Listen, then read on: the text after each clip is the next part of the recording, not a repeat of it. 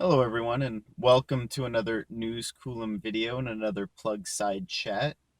So in this video I wanted to talk a little bit about the ZEV, zero emission vehicle credit program, because I think there are some nuances to it. I definitely think there are ways it could be improved, but overall I think it's a net positive for electric vehicle adoption.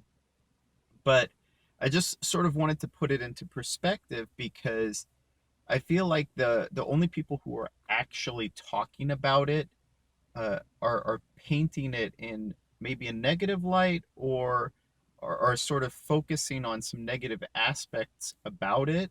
And I don't wholly disagree with them. I do, like I said, I do think that there are things that need to be improved with the ZEV credit program, uh, but I think overall it's a very good incentive for encouraging automakers to start building zero emission vehicles.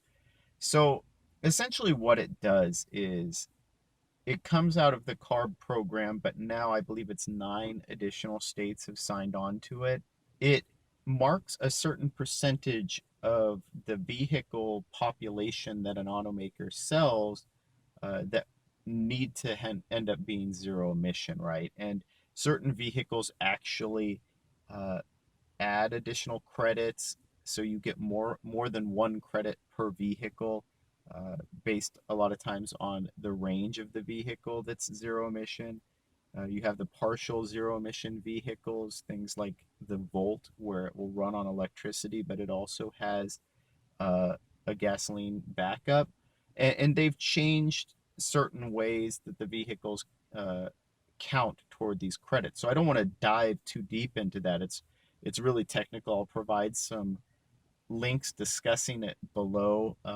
But some of the things to call out are that uh, certain vehicles after a while can only comprise a certain percentage. So like the Volt, or those partial zero emission vehicles that also still have a range extender or whatever, can only account for something like 55% of your credits.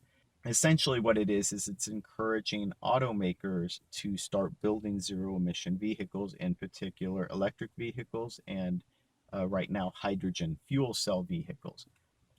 But like I said, the way it's being talked about, because it's mostly being spoken about from the perspective of a pure BEV company, is that it somehow encourages these companies to sell vehicles with high levels of greenhouse emissions and poor fuel economy. But that's not really what it does, because it penalizes companies for selling vehicles with high levels of emissions if they don't also have a zero emissions vehicle program. Now, where I'll agree, right, is that the issues with the ZEV program are that you can bank credits. So, say like the Bolt EV, they can actually store up credits for a few years, though that's actually ended this year. So they've already gotten rid of that. There's something what they call like the pooling, where essentially, if you sell a vehicle in California, that will cascade those credits to other states that participate. And those are both negative things. I don't think you should be able to do that. It should be a direct one for one. If you want to sell a certain number of gasoline powered vehicles in the state of California, you need to sell a certain number of zero emission vehicles in the state of California to offset that. So I don't think that those traveling credits should be allowed, or those pooling credits. And then the other thing is too, though, and this is why I sort of take issue with how the ZEV credits are being presented. If you talk to certain people within the Tesla circle, they'll say, well, by buying an electric vehicle from GM or from Nissan, you're encouraging them to build more gasoline powered vehicles. And that's really not what's happening. They're going to sell those vehicles no matter what. And if they didn't have an EV to compensate, they would get fined for it, right? So if anything, you're not encouraging them to sell more gasoline powered vehicles, you're encouraging them to sell more electric vehicles, right? But within that Tesla circle, they're complaining about the credit, yet I would say that the one most negative aspect of the ZEV program is the one way in which a company like Tesla interacts, which is they allow you to sell those credits. So if an automaker doesn't meet the credit requirements, they get fined $5,000 per credit. But you can buy those credits from other automakers who have a surplus. So what's really happening is if you have an automaker like Tesla that always has a surplus of credits because they can't cash them in themselves, right? They aren't getting penalized. So those credits have zero cash value to them other than selling them. Well, what do? They sell them to automakers who don't have EV programs or who have such lackluster zero emission programs that they need to buy credits elsewhere. So essentially, you're in many ways encouraging internal combustion vehicle sales more by buying a Tesla than you are by buying an EV from another automaker. And I hate to say that, but it is kind of true because the investments that GM, that Nissan, that Jaguar, that Mercedes are making in electric vehicle realm, we're talking about billion-dollar investments, right? These aren't cheap investments that they're making. So they're committing a lot of money and a lot of funds just so they have these vehicles to offset the penalties that would otherwise be levied against them for the gasoline powered vehicles.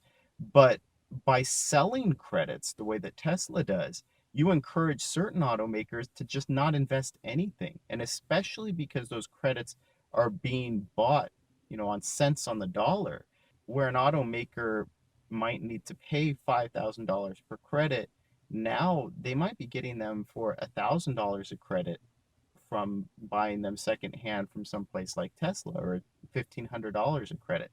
And so what you're actually doing is incentivizing these companies to not invest in any sort of zero emission vehicle development whatsoever. I feel like, it's sort of a distinction without a difference to say that buying an EV from a traditional automaker encourages that automaker to make more internal combustion engine vehicles, yet somehow buying an electric vehicle from a company that's just going to sell those credits to traditional automakers so that those automakers don't have to develop their own EV programs in the first place.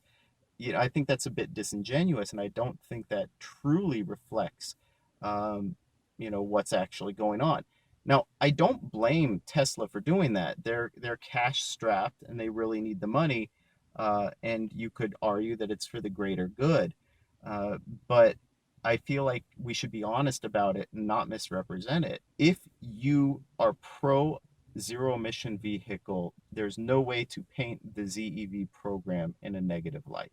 And I think that's what's starting to happen. And, I've had a conversation on here for this plug side chat about compliance cars, and that's where it sort of comes from, right? Uh, where, oh, they're just building these because of the ZEV credits. Well, what would you rather? That they don't build any EVs at all and just buy their zero emission credits from a company like Tesla? It's a net positive, as I said before. The ZEV program is big, but I do acknowledge it has weaknesses, and the things that I would change about it are no banking credits, but that's already been taken care of. No sort of pooling or traveling credits for other states, and no being able to sell or trade the credits. That just shouldn't happen, right? Because this is a way to incentivize companies to build zero emission vehicles and make them available. And by allowing selling and trading of these credits, I feel like that undermines the actual core principle behind the program in the first place. Anyway, I'd love to hear what you think, whether you agree with the ZEV program, whether you think it needs to be changed, whether you agree with my suggestions for how it should change. If you enjoyed this video, please like and subscribe. It really helps out the channel. And as always, thank you for watching.